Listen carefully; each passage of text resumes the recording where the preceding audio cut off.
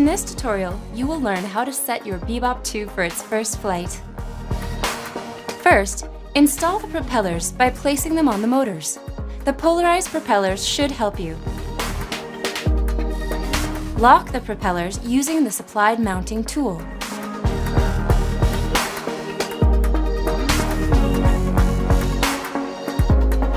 Download the Free Flight 3 app for free on your tablet or smartphone.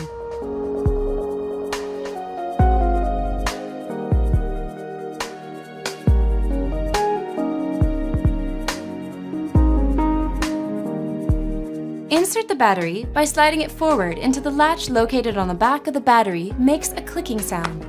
Press on the on-off button of the Bebop. On your tablet or smartphone, go to Settings and activate Wi-Fi. Then choose the Wi-Fi network of your Bebop 2. Launch the Free Flight 3 app in order to connect your drone. Make sure that your Bebop 2 is updated. If it's not, follow the instructions given by the application. At the end of the update, you will be asked to restart your drone.